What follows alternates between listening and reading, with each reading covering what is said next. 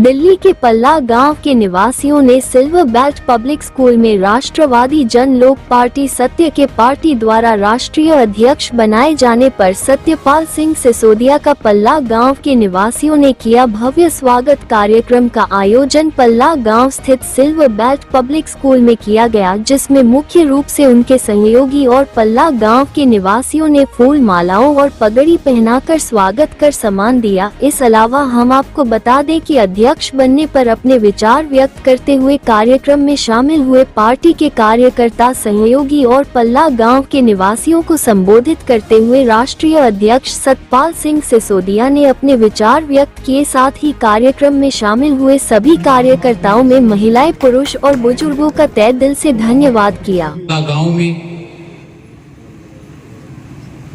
मेरा स्वागत कार्यक्रम रखा।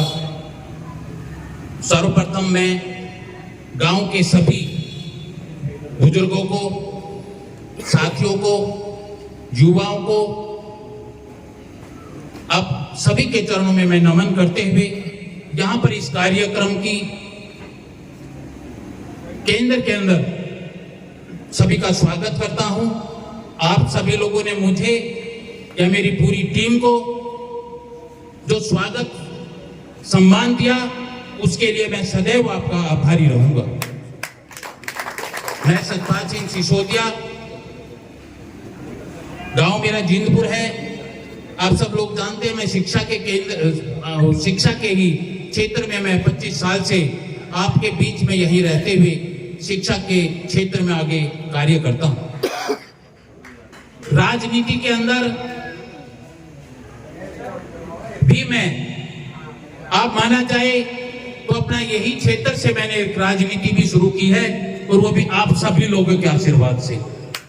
आप लोग अगर मुझे इतना मान सम्मान अपनी बेटी विभा चौहान के चुनाव में नहीं देते, ना मेरा कार्य क्षेत्र राजनीति में चलता, ना राजनीतिक के जीवन में मैं अपने आगे बढ़ने का काम करता। आप लोगों ने जो मुझे मान सम्मान चुनाव के दौरान जो दिया, ये आप उसी का फल है। आप सब लोगों का विश्वास, मेहनत कि जो मैं दिल्ली प्रदेश आपके उस इलेक्शन के बाद में ही मेरे को दिल्ली प्रदेश अध्यक्ष नियुक्त किया गया।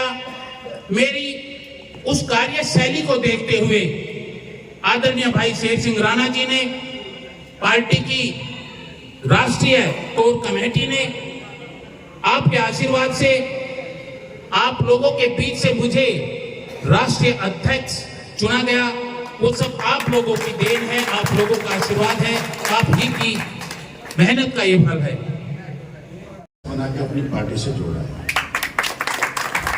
और सबसे बड़ी, आपको कुछ व्यक्ति को शायद अभी भी ऐसा होगा कि नहीं पता होगा, शेर सिंह राणा जी की पार्टी अपनी आरजेपी यानी राष्ट्रवादी जन लोक पार्टी, और शेर सिंह राणा जी का इतिहास तकरीबन सबको पता है। फिर भी दोहराना चाहूंगा कि शेर सिंह राणा जी वो शख्सियत हैं जिनको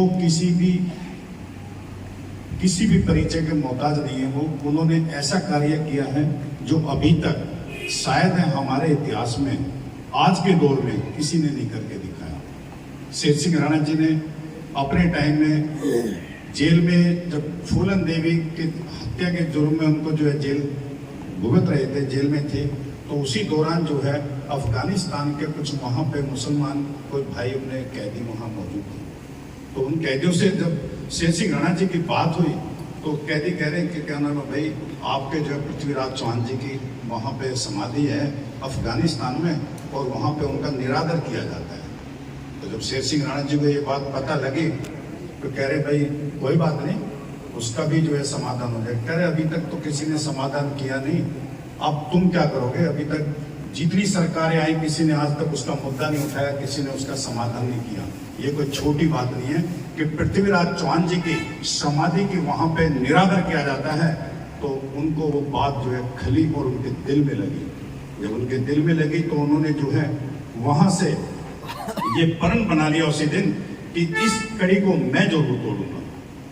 तो उन्होंने अपना एक रणनीति तैयार की, और रणनीति तैयार करके तिहाड़ जेल से आप देखो, जहां से परिंदा भी बाहर नहीं निकल सकता, वहां से जो है शेर सिंह राणा जी जो है वहां से बाहर निकले, अपने जो है एक जाल बनाया, एक रणनीति बनाई, उस रणनीति के तहत वहां से निकले। वहां से निकल के कई देशों में होते हुए अफगानिस्तान गए और वहां से जो है पृथ्वीराज चौहान जी की जो समाधि थी वहां से उनकी अस्थियां लेकर आए और उस अस्थियों को लाने में उन्हें बहुत ज्यादा परिश्रम करना पड़ा, वहां के लोगों से मिलना पड़ा, वहां के वेशभूषा धारण करने पड़ी। एक दो दफा तो वहां पकड़े भी गए, लेकिन कोई कहते हैं कि श्याम दाम दंड भेद, किसी न किसी नीति से वो बच गए और यहाँ से लाके अस्थियां लाए और उसको विसर्जन किया। ऐसे सूरवीर शेर सिंह राणा जी है और उन्हीं की ये पार्टी है आरजेपी, राष्ट्रवादी जन लोक पार्टी।